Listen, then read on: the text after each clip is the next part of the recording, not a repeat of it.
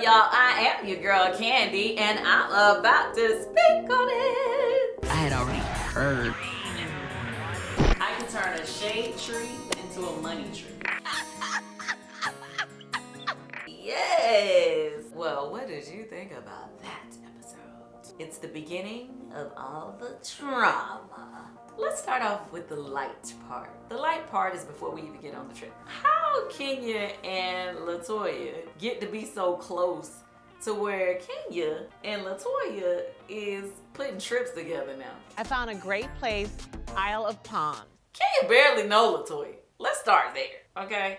Barely knows Latoya. Now, all of a sudden, she want to do trips with Latoya, put it together. So I have arranged for us to fly private. Now she want to go get private jets, invite Latoya to go on the jet with her. That was very interesting. Now, mind you, some people were very upset about the whole private jet situation, especially because we was riding on the bus. It's COVID. How y'all getting there? The bus was hot, okay? It was very hot. Y'all gonna have to fix this air. But to be clear, I was not jealous about no private jets. I wanted that to be understood because I've never even been on a damn private jet, and I definitely wasn't finna be spending no extra money to go on a private jet to South Carolina. Was not finna do it. Call me cheap if you want to. I don't give a damn. I wasn't finna do it. She could at least let us know. Give us a heads up. Tell somebody. Give us an option. Say something. But yet, you decided that that was what you wanted to do with your new friend, Latoya. Latoya and I are gonna go ahead of all of you guys. And keep it a secret from us. Which I thought it was extra funny because the prior week when we was at the foundation event, when they came to Candy Cares and we all had went to sit down for lunch for a little while, I believe it was Portia had brought up, maybe we should talk to Fallon about using her private jet because Fallon is rich and she got her own private jet. Oh, then we need to call Fallon. She owns her own plane. Kenya was kind of like clowning a little bit, like saying, how you just gonna be asking people to use their private jet? You gonna be going out asking her to bring a private jet? Like she was doing all of that about the private jet. So to go from that to secretly going and getting your own private jet and not even telling us to give us the option to get a private jet was a little shady. And then it was a little awkward to find out about it It's COVID. How y'all getting there? at Drew's house. I'm getting a little ahead of myself, but I had to address that first because that was the first thing that was brought up when, you know, Latoya and Kenya went to lunch. I have arranged for us to fly private. I don't know. I mean, I love Latoya and Kenya's friendship. Don't get me wrong. The thing that I love about it the most is that Kenya doesn't really make a lot of new friends. It's like she doesn't like to cling to new people easily or quickly. But the fact that they, you know, made this connection so fast was something that I really liked, especially because I was the one who introduced Latoya to the group. But I was just sitting there like, well, damn, you done met Latoya and I kicked the rest of us to the curb. Yes, sexy hot mama teas in That's here. what it's like. That's what it be like. You damn invite me on the damn private jet. And go damn invite Latoya.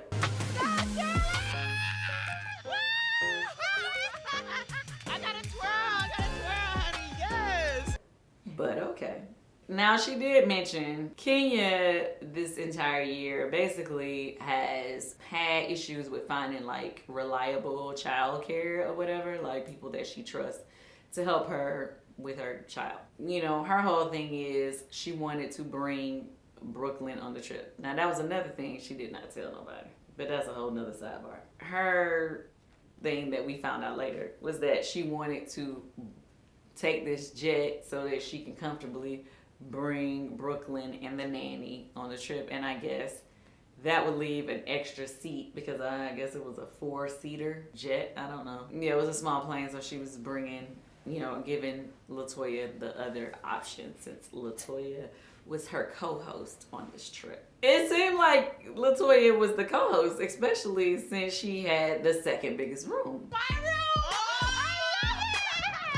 This view is sick. I have a whole backyard. In the house. Yeah. So, but anyway, but my point is, so these two are newfound besties, okay? This is the new freaking wreck, okay? They got private jet trips, sexy pictures they swapping. They exchanging lingerie, okay? Now this is the other thing. Now this is the funny part. So I was watching the episode, right? But I wasn't watching. You know how you listening but you not watching? So I'm listening and I hear Kenya say, yeah, I was cleaning out my drawer and I got this for you. And when I glanced, and I saw that she had gave this girl some underwear, I was like, did she give LaToya her old drawers? I'm confused. Now, I did see a price tag. So what I'm hoping happened is that these are some underwear that she never had an opportunity to wear. And she thought of LaToya. But it just felt awkward. My thongs at that. I don't think I ever gave none of my homegirls my thongs and said, here, these is for you. I just had them in my drawer and I wanted to give them to you. My thongs in my bra. That wasn't weird to y'all. But if it's brand new, okay. But if they gently used, that's a problem. That would be a problem. Please, friends, do not send me your old underwear. Do not. But at least they match. She looked down late. See, I wasn't paying attention, so I'm tripping. Like, I'm tripping because I wasn't paying attention. So I think when I look back down, I think it did have a price tag on it. So maybe I'm just tripping. Because she said I went through my closet. So that's why I wasn't looking. I was like, she went through her closet, found some underwear. So at first I didn't see that tag. Then they showed us when we went to Drew's house. So we went to Drew's house. She has a really nice house. Actually, she's moved in the middle of the season, but the first house was nice too. That was actually my first time meeting Drew during the season. I had met Drew once before years ago when she was in the TLC movie, but I hadn't seen her in a long time. So this was my first time seeing her recently. You know, I thought she looked nice, you know, and I liked the ponytail and everything. It was interesting seeing her looking really nice because, you know, dang on LaToya had been dragging that wig. And so when I seen her, I was like, oh, okay, the wig ain't that bad. What I had been hearing up until that point was that her wigs be tore up.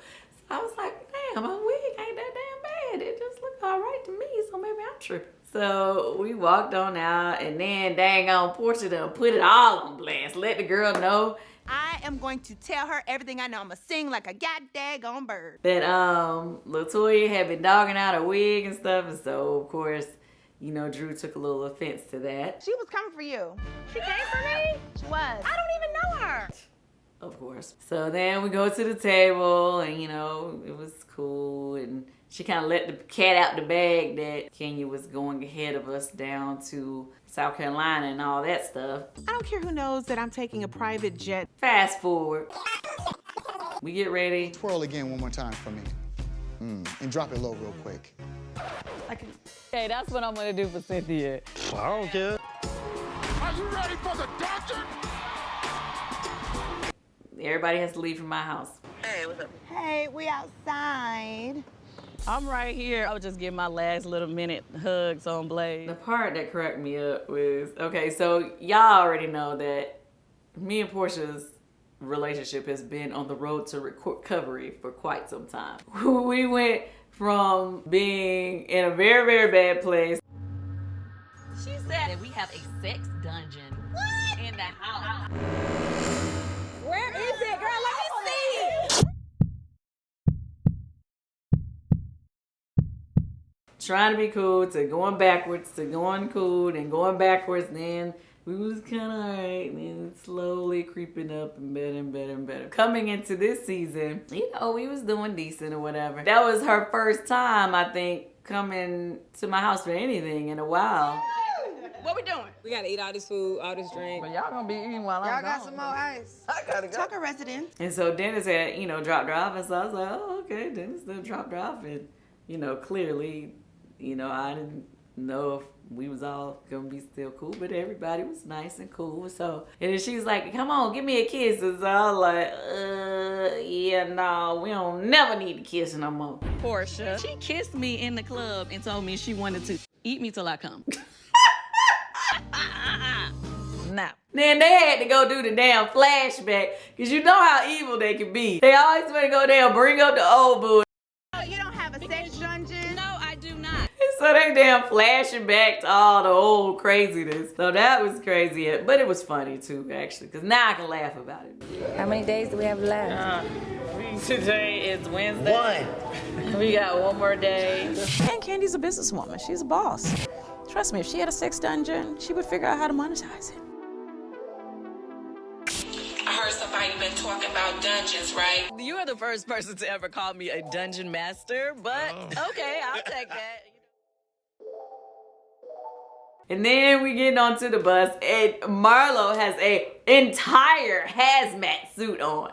Now, how you gonna go from having an entire hazmat suit on to 2 seconds later, and you ready to get naked because you hot? Shout out to Shamia. We saw her in her first interview look this episode, which I'm assuming that we're gonna see more of her and her interview look. This ain't no clean line. This is something's going on for sure. Because they only showed her a little bit, but you know how that go. They gonna have it go multiple episodes. So she looked real pretty. Go girl. I see you, honey. I see you. You getting your interviews now, girl. I see you. So this episode, this trip is where things really start getting crazy. On the bus, they brought up the whole, would you do a threesome? Everybody had some interesting answers. I know some people say, no, I would never do that.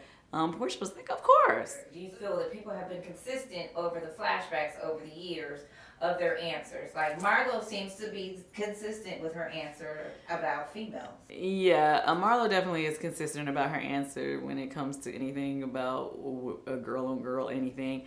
Marlo is always saying, no, I would never do that, blah, blah, blah, blah, blah. Cynthia's answers has varied, yeah. About the threesome, she's always said no. Drew, this is my first time even knowing her, so yeah, she said no. Tanya said she did not answer. What did she say? Oh, Portia volunteered an answer for Tanya. Let's get an actual quote. And you've never had a threesome, Tanya. I will not answer this question. Tanya definitely has. We don't want to misinterpret anybody. How about that? No. And you've never had a threesome, Tanya. I will not answer this.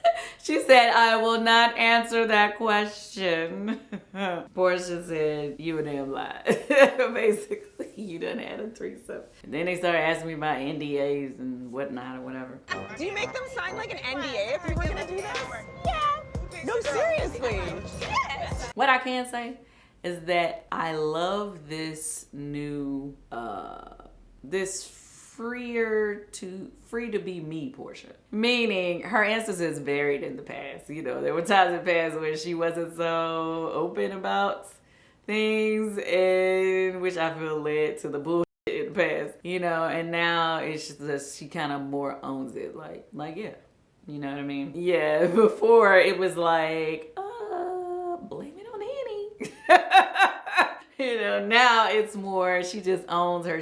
So I think that, you know, has helped us be better and be able to communicate better, for sure. As far as this trip, ooh child, we gonna see where it's going. See, I can see, you know, the thing about it is, the funny thing, you know, we've all seen the blogs, we've all seen the rumors and different things that they talked about. The thing about this show, we don't really know what the show actually airs. We don't know what they plan to show in their filming, their tapes, what is recorded, what is, you know, what people said under their breath. So as far as the ladies are concerned, I'm not even sure what they're gonna play.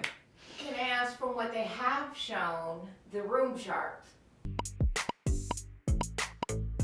This is what I feel. I feel like this whole thing, what they played on the truck, you know, them bringing up threesomes, them, you know, when Tanya says, oh, you know what, I'm looking forward to this trip, is us having fun, us doing this, and Portia then saying, oh, I thought you were saying us about the or something. Her saying it was her saying it in a joke. But all of those things, them dropping the threesome conversation, they dropped the room arrangement chart.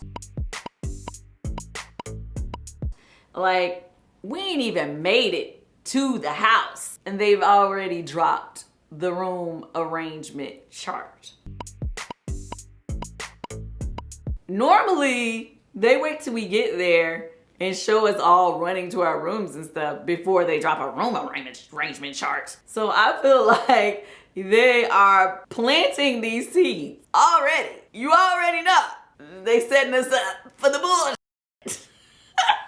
You did not get to see Fallon on this week's episode. You will see her soon because she definitely made it up to South Carolina. Let me address one more thing. You know, it's so funny to me. Everybody, it's like some of Kenya's fans and different people were upset because of last week's Speak On It with Don Juan. And, you know, I guess people were trying to make it seem like me and Kenya had some type of beef. No, we do not. I love Kenya to death, and that has not changed. At the end of the day, Speak On It is a show and people get to speak on it. And Don Juan wanted to say specifically, he gets so sick and tired of y'all acting like I tell him what to say. He said he is a grown man, well into his 30s. I do not tell him what to say. He says what he want to say, and that is his opinion, and he gonna speak on it when he get on his damn show. So there you have it, people. He said what he wanted to say, he spoke on it, and you just gotta deal with it. Just like everybody that comes on this show,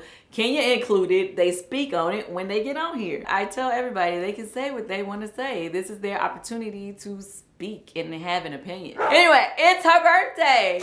So everybody, let's wish Kenya Moore a very